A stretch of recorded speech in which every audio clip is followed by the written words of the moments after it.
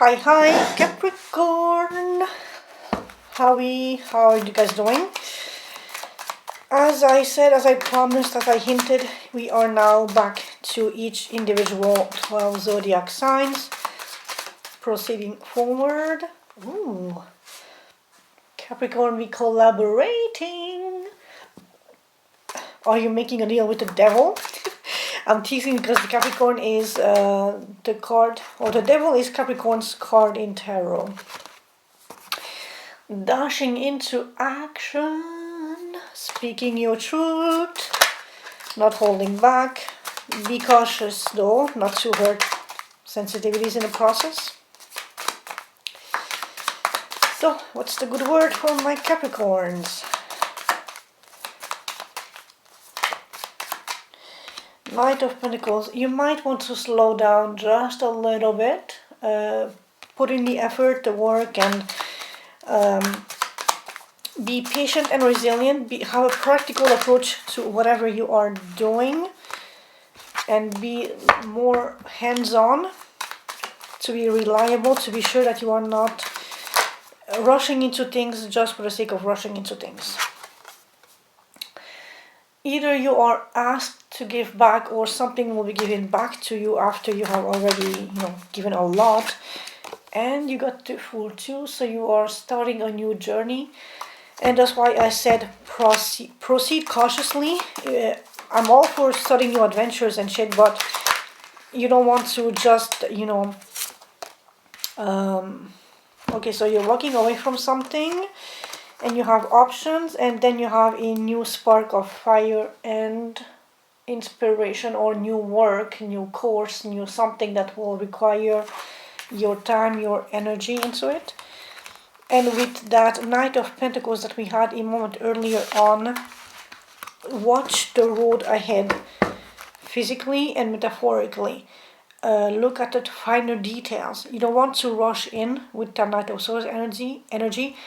Just into brash things for the sake of the thrill of it.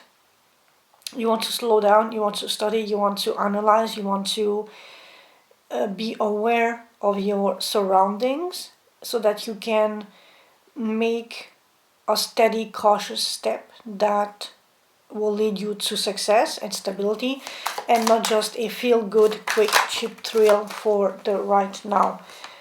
Yes, you want to embody, or you want to reach the King of Pentacles status, which is comfortable in your resources, provider, nurturing, tender, sensual, however you want to take it, but really appreciating the present moment and not just giving away your fire for the sake of giving away your fire.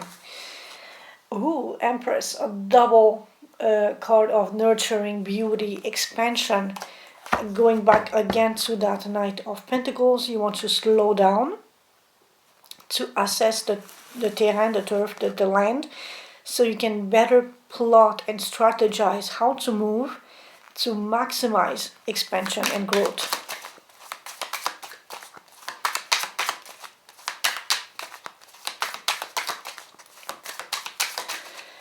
And this may, you Five of Pentacles.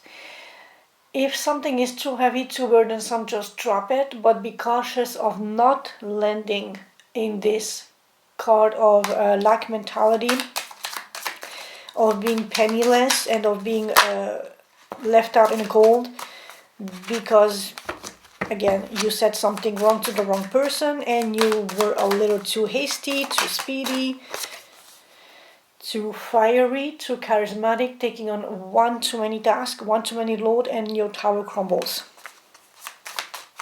So yeah, just, slow down and build on concrete foundation, not just fire.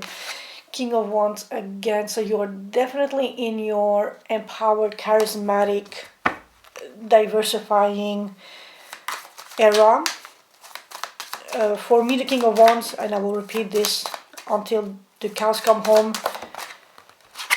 Steve Bartlett from Diarrhea CEO, he has invested in many little things here and there, all the while running the #1 podcast on YouTube. So you can achieve your goals and be satisfied and fulfilled, but slow down, think, and don't overburden yourself, don't overstress yourself, don't overcommit yourself to 10,000 things, and thus diluting and dimming your fire down.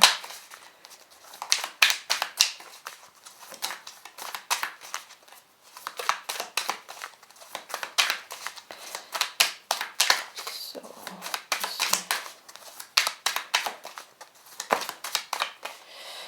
Also avoid useless conflicts if available, if available or if feasible. Use discernment. Step away from things that are not serving you, that are not empowering you, that are not respecting your authority as a creative force with the King of Wands.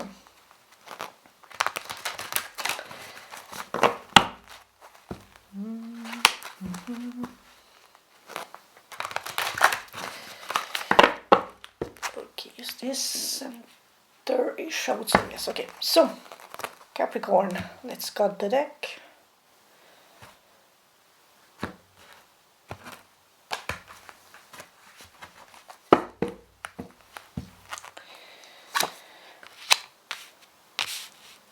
And 1, 2, 3, 4, 5. I'm practicing my opera. No, I'm kidding, I'm not. I just like to be, myself. Oh, interesting. Structure and authority. 9 of Wands. Oh, Ace of Cups, good. The Sun, good card. Knight of Cups, good card. Okay, so let's pokey into your energy. Everything inside, yeah. Capricorn, leaving behind ambitious Earth Capricorn.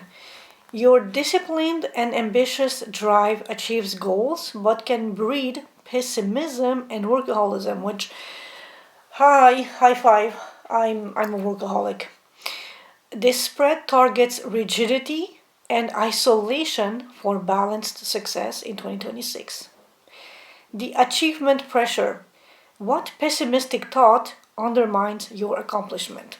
That you need to follow structure, respect authority, and that you need to make decisions in a timely manner that respects structure and authority, but you don't like to make decisions, so you dilly-dally and you procrastinate and you want to gather all the information possible, go by the book, but it's pessimistic as in it's not you. You like to work and you like to commit to it, but sometimes you feel like the authority and the structure is not seeing your accomplishment for what they are. And this is your achievement under pressure. The pessimistic thought that undermines your accomplishment. Your boss is literally not appreciating and seeing the value of what you bring to the table, and it sort of dampens your enthusiasm in putting in the work or just being more readily available, which is a very interesting pessimistic thought. Also, maybe do you feel that you need to gather more information to follow structure and authority, that you need more information before you can commit to higher level commitments or plans or projects? If you are being offered an upgrade, like promotion, you are not sure that you are the right person for it, or you feel like you don't have the skill set yet, haven't attained that maturity level, but it's deserved. If you are in the position, it is deserved. It's justice, it's balance, it's authority seeing your hard work and what you bring to the table, and once you recognize that, validate that. You also think that the structure may be just too slow the way it is, and you want a little bit more fire, a little bit more concrete results, and you want to change that just a little bit. King of Swords, you want to bring in new structure, new foundations, new ways of utilizing perhaps modern techniques to revamp, revival these set authoritarian structure, the foundations, to upgrade and update to how we function today to maximize results and outcome of things. You want to be a little bit more bold, more passionate, more curious, and not so static and set in the ways like the Hierophant is. It's good to have structure and authority, but it's slowing things down so much that it's not effective. And you want to analyze the situation to bring in a new fire, a new energy, a new curiosity to move the wheels a little faster, a little more effectively, to make things balanced out so that the input of energy is rewarded in the same output monetarily or gain or recognition or all that stuff. The workaholic pattern. How does your ambition isolate you from joy and connections? Because you are standing the fort of a war that ended 200 years ago, but you are stubborn about it. And you need to make a decision. Somehow, some way to let other people's relieve you, to change the shift, to come to your assistance, to allow them past that wall of staff behind the guy from the Nine of Wands. On the numerological standpoint alone, either you are going from a 2 to a 9, which is excess. Ideally, the counsel would be you need to drop 7 wands. You need to be less defensive. You need to move from a 9 down to a 2, which is much more manageable. It's just a simple yes or no, stay or leave situation. But you need to make that decision of your ambition not being that line of wands cutting you and being a wall between you and others, so that you are not the only one pouring in all your heart, your soul, your energy, your fire, your work, everything into something that is supposed to be a teamwork. But you're the one being so defensive and so hardworking, but also isolating yourself because you are very much a workaholic pattern or stuck in that thing. And your ambition is admirable and condemnable, like it's a good thing, but not when you are isolating and putting yourself in a zone where you are wearing yourself to the bone, burning the candle by both ends. And since you only focus on work, it literally dims your connections and tells people that they don't have any worth and value in your life, because work takes the precedence on everything. Queen of Wands. It's good to be assertive and bold and sexy and radiant, charismatic, magnetic, and hard worker, but you need to either tone it down or be more social in how you tackle that stuff. Queen of Wands, or queens in general, being women, they're all about networking. So you might want to delegate a little, let in people on whatever this thing is for you, so that you're not the only one at the front guarding that thing and just isolating yourself behind all those tasks that you're accumulating on your desk. King of Pentacles, 7 of Cups. You want stability, you want to be resourceful and a provider, but you need to make the right decision. If something is flaky or uncertain or an illusion, you need to decipher. Like, you need to look beyond the veil of illusion, see things for what they are, and make the appropriate choices of canceling a few things, taking rid of a few things, because when you have too much on your table, your judgment is clouded and you freeze and you don't make a decision, but you should. So drop a few excess weights, allow people in, and you still will be a provider and be comfortable in your resources, but you are more managing things and networking a little more, so you are not the only one having to make all the decision and not the one isolating yourself behind all those wants to like literally bury yourself in work.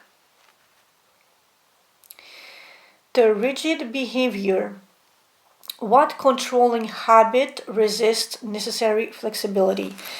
Interesting, we have the Ace of Cups, so new emotional fulfilling something. And again, the Seven of Cups.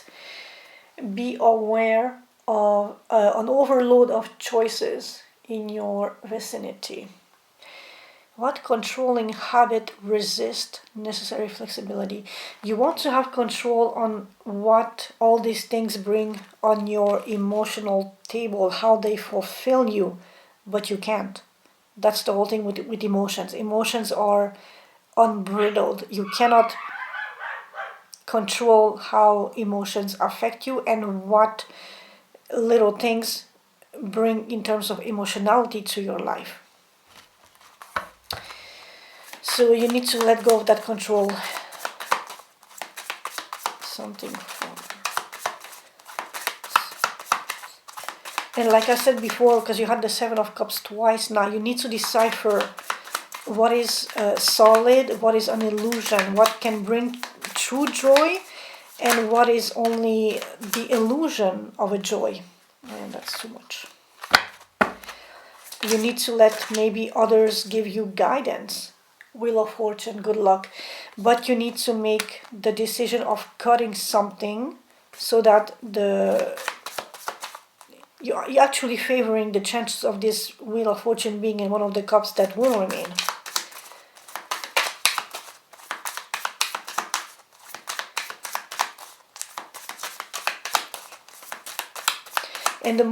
And also control is such an illusion. You cannot, yes, you can control things, but mostly control you yourself and how you react to outside things triggering you or affecting you. Stoicism, how much impact you allow the outside things to have on you, that's control that you have, but not how the outside aggressor decides to confront you. Page of Swords. Take a little breather, take a little time to gather information. If you need to 2 step forward, 1 step back, do that. Have the vantage point. Be hyper analytical, even if it's in small doses or dosages with the Page of Swords. But just gather information, study information, and use your practical, analytical, critical thinking capabilities of seeing things for what they are, how they what emotional repercussions they have on you, how much you allow them to impact you. So from there, you are wiser in making decisions to protect your stability, your resources, all the while being charismatic and hardworking, but also networking and delegating so that you are not the only one putting in all the work, all the effort for whatever outcome you desire. The release lesson. What restful mindset will recharge your resilience? Literally take a vacation. Take a day out, just, bask in there. And you know what? You will have a new opportunity, a financial possibility just by being out there, being in the sun, taking a vacation, being light and happy. Sorry, my dogs. Somebody must be at the gate. And that, going back to control, you cannot control the outcome and the situations beyond your immediate vicinity. Like, the idea of the fridge came to mind. You can control the refrigerator to an extent. You plug it in, it works normally. You can set the temperature, how cold you want it to function at. You can do that.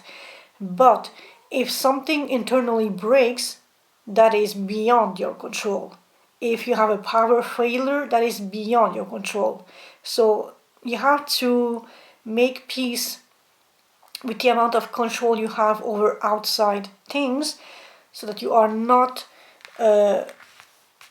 guarding useless, I'm going back to this 9 of Wands, that you are not guarding useless fronts where things are way out of your control and you are just wasting your energy and your time and your fire, where you could be investing it into something more productive to bring back money, comfort, stability. Also here with this, the restful mindset will recharge your resilience by being just happy-go-lucky, at peace, serene, your mind decluttered, your energy decluttered. You will allow the universe to give you more financial freedom and new abundance, new money, new opportunities to come in. Earlier, I just spontaneously said go on a vacation. Maybe you will meet a new, again going back to the Queen of Wands, networking opportunity. You are there on the beach, laying on the chair or the, what's it called, the towel, whatever, the beach towel, and you strike up conversation with the buddy next to you, been playing the volleyball, and what you know, he has a business and you are adjacent to that field of business, and you strike up a chat, you exchange numbers, you investigate him, he investigates you, Page of Swords, and bing bada boom, communication. I think we might work nice together. But that was out of your control. That was so freaking out of your control. You couldn't plan on meeting this random business associate on your beach vacation. But it happened. Because you are no longer guarding something on your own, you are no longer isolating yourself to have an unreasonable amount of control, maybe out of fear, maybe out of this necessity of having the higher ground on things, and the universe is blessing you with good fortune and new money. So let go of control. The new pact. What sustainable triumph emerges from leaving burnout, which is something that we are all workaholics be very prone to. Knight of Cups, something coming from the heart. It has meaning, it has depth. Oh, and then we have a progression here. From a knight doing to a king setting the rules, the foundations, the going back to the Hierophant. Now with the King of Cups, not only you are on a mission of okay, wait, let me just try to hold these. The knight is always sent on a mission. He is an action taker. The Hierophant is structure, and the king sets the rules. The sustainable triumph emerging from you living burnout is that you are no longer in the action just being bossed around. You are making the rules. You are setting the stage. You are dictating how things need to or should proceed going forward. You are establishing authority and structure to fit how you want things to operate at, all the while being caring, loving, counseling, and just coming from an honest, genuine, heartfelt space, and no longer needing to control out of fear and out of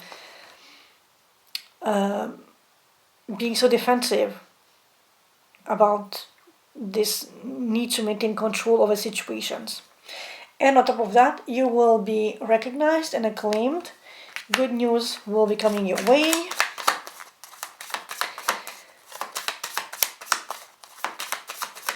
There will be recognition, celebration. And an Ace of Cups, something that will fulfill you emotionally, that you can again harness from an ace to a literal King of Cups. That is the most mother freaking upgrade possible. I mean, that's literally how tarot is ranked or classified. Ace, 2, 3, 4, blah, blah, blah, blah, up until the King. So the progression is there, and it can be sustainable, and the King has the power of attracting new aces into his life, but you need to let go of how standoffish and guarded you are and always needing control over situations. So I'm gonna shuffle these oracle cards. I will leave the Temu listing title in my description box. And like I said, that beach vacation fell right onto that. And that new door, interesting. So here we are, beach vacation and new door. When you let go of control and allow things to literally just happen organically, the universe itself will allow new doors to open, to allow you to have opportunities to trickle down in your hands. That's how it works. And the more you want to control, the more you are restraining and keeping those metaphorical doors closed, shut, and locked. We have Sovereignty and the Forgotten Path from the Fox's Journey Oracle deck. Number 22 and number 43 if you are into numerology. 22. Sovereignty, autonomy, leadership, ownership. You can be autonomous, you can be a leader, and you can be an owner, King of Pentacles. If you allow delegation, if you allow networking, if you allow a semblance of trust in the right chosen people to come to your assistance. But again, be very discerning on who you let in. Be very curious, very investigative. Look into things and then make the appropriate decision. Stop waiting for permission. You are the ruler of your own life. King, king, king. You are the boss king. Number 43, the Forgotten Path. Where is that? 43. Memory, lost wisdom. Message. Reclaim a talent or purpose you left behind long ago. Look at the past. Look at what sparked that fire, that inspiration, that motivation in you that made you so freaking happy.